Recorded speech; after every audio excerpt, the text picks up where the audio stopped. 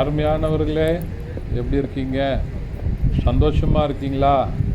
நிச்சயமாகவே நீங்கள் சந்தோஷமாக, மகிழ்ச்சியாக, ஆசீர்வாதமாக இருக்க வேண்டும் என்று சொல்லி ஆண்டவருக்குள்ளே உங்களை வாழ்த்துகின்றேன்.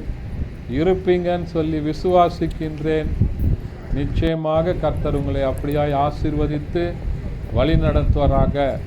தொடர்ந்து இந்த காலையில் கர்த்தருடன் என்கிறதான நிகழ்ச்சியை பாருங்கள், மற்றவர்களோடு கூட பகிர்ந்து கொள்ளுங்கள்.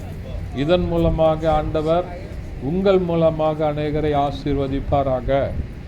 இந்த நாள்லேயும் ஒரு அருமையான ஆண்டவருடைய வார்த்தை என்னன்னு சொன்னால், 1 கொரிந்தியருக்கு எழுதின நிருபம் 9ஆம் அதிகாரம் அதனுடைய 16வது வசனம் இப்படியா சொல்கிறது: சுவிசேஷத்தை நான் பிரசங்கித்து வந்தும் மேன்மை பாராட்ட எனக்கு இடமில்லை, அது என்மேல் விழுந்த கடமையாய் இருக்கிறது. சுவிசேஷத்தை நான் பிரசங்கியாதிருந்தால் எனக்கு ஐயோ என்று சொல்லி பவுல் சொல்லுகிறதை பார்க்கிறோம்.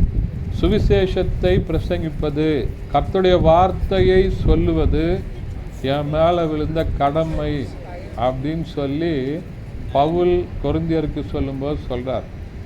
ஒவ்வொரு ஆண்டவருடைய பிள்ளைகள் மேலேயும் இயேசு கிறிஸ்துவின் இரத்தத்தினால கழுவப்பட்டு பாவ மன்னிப்பை நான் பெற்றுக்கொண்டிருக்கிறேன், இந்த பரிசுத்த ஆவியானவருடைய அனுபவத்தை நான் பெற்றுக்கொண்டிருக்கிறேன்னு சொன்னால், நிச்சயமாகவே உங்கள் ஒவ்வொருவர் மேலேயும் சுவிசேஷத்தை சொல்லுவது உங்கள் மேலே விழுந்த கடமை.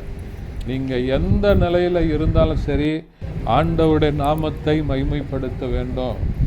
யோசேப்பு அந்த தேசத்திற்கு அடிமையாய் போனவன் தான்.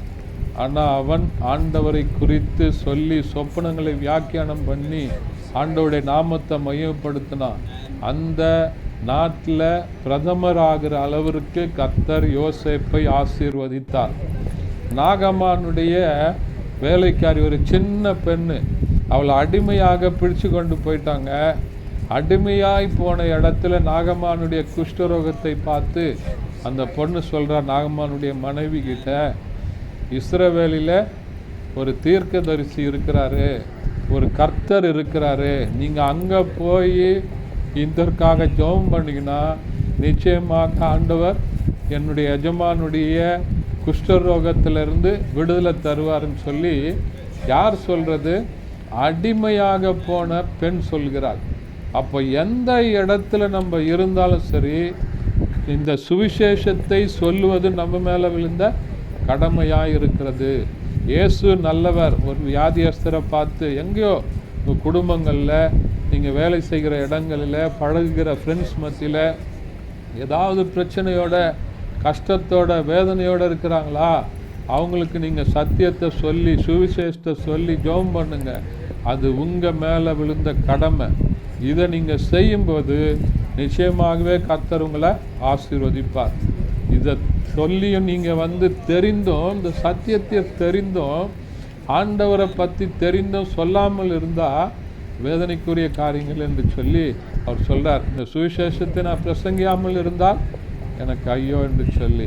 அப்போ உங்கள் மேலே விழுந்திருக்கிற இந்த கடமையை நம்ம கரெக்டாக செய்யும்போது நம்மை கொண்டு ஆண்டவர் பெரிய காரியங்களை செய்வதற்கு உண்மை உள்ளவராக இருக்கிறார். ஒரு சின்ன வத்தி குச்சி தான் ஒரு பெரிய நெருப்பை உண்டாக்கும்.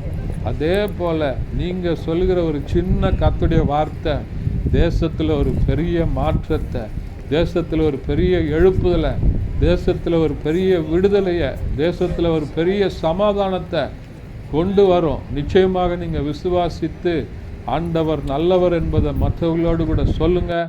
ஆண்டவர் பெரிய காரியங்களை செய்வார். ஜெபிக்கலாமா? பரிசுத்த பிதாவே, உம்மை துதிக்கிறோம், உம்மை ஸ்தோத்தரிக்கிறோம், உடைய நாமத்தை மையப்படுத்துகிறப்பா. இதனால் கேட்ட வசனத்தின்படி சுவிசேஷத்தை பிரசங்கிப்பது என்மேல் விழுந்த கடமை என்று சொல்லி ஒவ்வொருவரும் கடமையை உணர்ந்து செயல்பட உதவி செய்வீராக. இயேசுவின் நாமத்தில் பிதாவே, ஆமென். Thank you. God bless you.